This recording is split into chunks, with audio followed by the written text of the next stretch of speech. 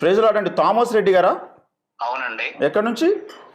నేను మహబూబాబాద్ జిల్లా కేసముద్రం నుంచి మాట్లాడుతున్నాను. ఓకే, మీరేం చేస్తుంటారండి? నేను పాస్టర్ చేస్తాను. పాస్టర్ గారు, ఓకే అండి. మీ ప్రశ్న ఏంటి చెప్పండి పాస్టర్ గారు. సార్తో మాట్లాడండి. ఓఫీర్ సార్ ఉన్నారు. ప్రైజ్ లార్డ్ అయ్య గారు. Praise Lord brother, praise Lord, చెప్పండి. Praise Lord. అయితే మీరు ఇప్పటిదాకా నేను చూశాను, స్టార్టింగ్ నుంచి మీరు ఇచ్చిన ఆన్సర్లు ఇచ్చారు. అయ్యా, ఈ మన క్రైస్తవ్యం మీదకి వస్తున్న దాడి విషయం మీరు ఇప్పటిదాకా మాట్లాడారు. దాన్ని నేను అగైన్ గా మాట్లాడుతున్నా. అయ్యా, మళ్ళీ ఏంటంటే ఇప్పుడు అందరు ఒక్కొక్క వేదికలు, క్రైస్తవ్యం మీద ఎవరెవరు వ్యతిరేకం చేసిన అందరు ఒక్కొక్క వేదికలు పెట్టుకొని ఎవరికి వాళ్ళు ఉన్నారు. ఒక ప్లాట్ఫామ్ మీదకు రావడానికి మెయిన్ లైన్ చర్చెలు గాని, మీరు గాని, ఇంకా చాలా మంది మరి వాళ్ళే ముందుండి ఒకరు చేస్తారంటే మనమే అందులో జాయిన్ అయ్యి ఏదైనా ప్లాట్ఫామ్ గా చేయాలంటే ఒక కమిటీ ఏర్పాటు చేసి ఒక్కొక్క మెయిన్ లైన్ చర్చ్ కాడికి వెళ్ళి ఆ రెవరెండ్ లో, బిషప్ లో వాళ్ళందరినీ కలిసి ఒక్కొక్క వ్యక్తిని తీసుకొని ఒక ప్లాట్ఫామ్ చేస్తే బాగుంటది కదా. అవన్నీ ప్రయత్నాలు అయిపోయినాయి బ్రదర్. వాళ్ళు రావడానికి ఇష్టపడడం లేదు. మేము పిలిచాము, మొదటి నుంచి 6 సంవత్సరాల పాటు పిలుస్తున్నాం. వీళ్ళంతా ఈగో ప్రాబ్లం తోటి ఎవరికి వాళ్ళే ఉంటున్నారు. మరి ఆ విషయము మనం ఇద్దరం చెప్పుకుంటే ఏం లాభము? ఎవరైతే ఈగో ప్రాబ్లంతో రావడం లేదో వాళ్ళ దగ్గరికి వెళ్ళి మీరు కన్విన్స్ చేయండి. నేను మీరు చెప్పిన ప్రతిదీ వింటున్న, చాలా 100% అది వాస్తవం. దాని ఒక వేదిక మీదకి వస్తే బాగుండదా? ఎవరికి వారు వేదికలు పెట్టుకుని ఉన్నారు. ఒక వేదిక మీదకి వస్తే అసలు ఒక మాట బ్రదర్, మీరు ఒక పాస్టర్ గారు, నేను మీకు విన్నవిస్తున్నా. అయ్యా చెప్పండి. ఇండియా ప్రజాబంధు పార్టీ అనే ఒక సరైనటువంటి సిద్ధాంత పునాది మీద కట్టబడినటువంటి ఒక అద్భుతమైన రాజకీయ వేదిక ఉన్నాక వాళ్ళు వేరే వేదిక పెట్టుకోవాల్సిన అవసరం ఏమున్నది? దీన్ని మించిన సిద్ధాంతం వాళ్ళకు ఉన్నదా? దీన్ని మించిన చరిత్ర ఉందా? దీన్ని మించిన చరిత్ర ఉన్న నాయకుడు ఉన్నాడా? ఏమున్నదని ఇంకో వేదిక పెట్టుకున్నారు. ఉన్న ఓట్లను చీల్చడానికి తప్ప ఇంకెందుకు పనికొస్తుంది అది? సార్ నేనేమనుకుంటానంటే వాళ్ళు రాకపోవడానికి కారణం అప్పుడప్పుడు సిద్ధాంతపరంగా మీతో విభేదించిన వాళ్ళు కాబట్టి ఈగో అడ్డం వచ్చి రావట్లేదేమో నేను అనుకుంటున్నాను. అవును, మరి ఎగో ఉంటే వాడేం క్రైస్తవుడు అండి? అంటే ఎగోతో ఎగో కొరకు నువ్వు రాకుండా ఉండి సంఘాల మీద దాడులు చేయడానికి ఆర్ఎస్ఎస్ ఇంకా బలపరుస్తున్నది వాళ్ళే కదా. అవును, ఇండైరెక్ట్ గా ఆర్ఎస్ఎస్ ను బలపరిచేది ఈ కలిసి రాని బిషప్లే కదా. మరి ఇప్పుడు రాజ్యాంగ పరిరక్షణ కోసమే, అసలు రాజ్యాంగాన్ని పరిరక్షించడం కోసం కూడా పోరాటం చేయాల్సిన అవసరం ఉన్నది. త్వరలోనే బ్రదర్, రేపు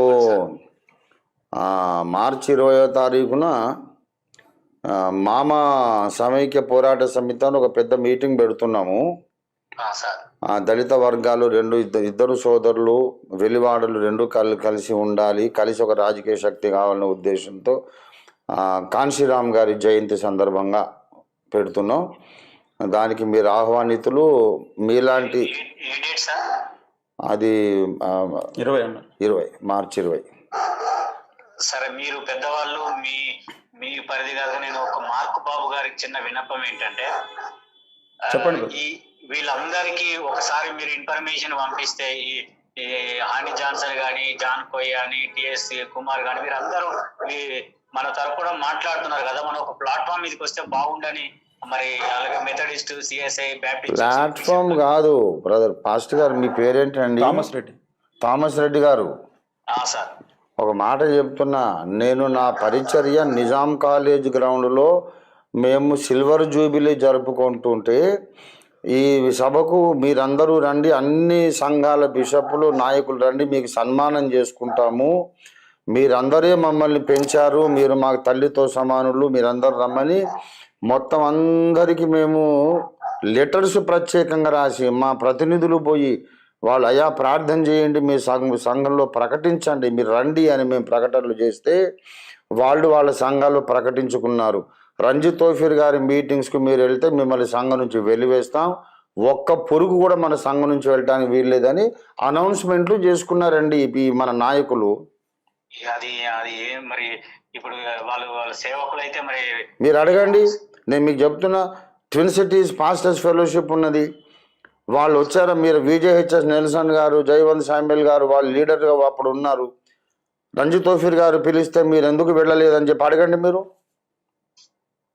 రాలేదు, రానివ్వలేదు. రాష్ట్ర 2 అప్పుడు ఉమ్మడి ఆంధ్రప్రదేశ్ రెండు తెలుగు రాష్ట్రాల్లో నుంచి ఇంకా వేరే రాష్ట్రాల నుంచి నా సొంత ఆత్మీయ బిడ్డలే వస్తే మొత్తం నిజాం కాలేజ్ గ్రౌండ్ నిండిపోయింది. ఇప్పుడు కలవకపోతే ఇంకెప్పుడు కలుస్తారండి వాళ్ళు? కదా, వాళ్ళకు అహం కావాలి. సమాజ క్షేమం కంటే వాళ్ళ అహంభావమే వాళ్ళకు ముఖ్యము. క్రీస్తు న్యాయపీఠం ముందు వీళ్ళందరూ దోషులుగా నిలబడతారు 100%. ఈ విషయంలో తప్పకుండా మేము మీకు సహకరిస్తాం సార్. రండి తప్పకుండా. ఈ బ్రదర్ నంబర్ నాయన తీసుకొని ఇప్పుడు చెప్తే కూడా మేము మామ మీటింగ్ అప్పుడు పిలవండి తప్పకుండా. Right, thank you God bless you brother. ఇంకో మాట థామస్ గారు, sir. Last time honey Johnson గారి పైన దాడి జరిగినప్పుడు అన్ని దగ్గరలో ర్యాలీలు ధర్నాలు చేశారు. ఆ సమయంలో నాయకులందరితో కలిసి వైఎంసీఏలో ఒక మీటింగ్ ఏర్పాటు చేశాము. అప్పుడు రంజిత్ తోఫీర్ సార్ వచ్చారు, ఇంకా అనేక మంది నాయకులు వచ్చారు. అప్పుడే ఒక కమిటీని ఏర్పాటు చేసి వైజాగ్లో ఒకటి, విజయవాడలో ఒకటి మీటింగ్స్ పెట్టుకొని ఈ సమస్యకు ఒక పరిష్కారం చేద్దామని చెప్పేసి ప్రయత్నం చేయడం జరిగింది. అప్పుడు కూడా కొంతమంది కావాలని దీంట్లో డిస్టర్బ్ చేయడం కూడా జరిగింది. ఓఫీర్ గారు ఉంటే మేము రామని చెప్పారు.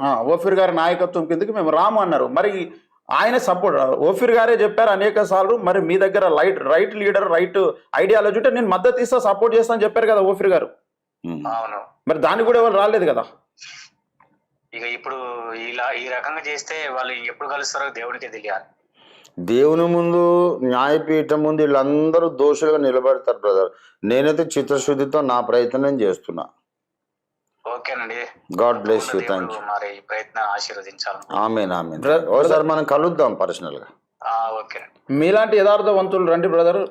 300 మందితోనే దేవుడు యుద్ధంలో గెలిపించినట్లుగా ఇప్పుడున్న పరిస్థితులలో కూడా దేవుడు విజయాన్ని ఇస్తాడు. Welcome brother. తప్పకుండా కలుద్దాం. Okay brother, right. Thank you.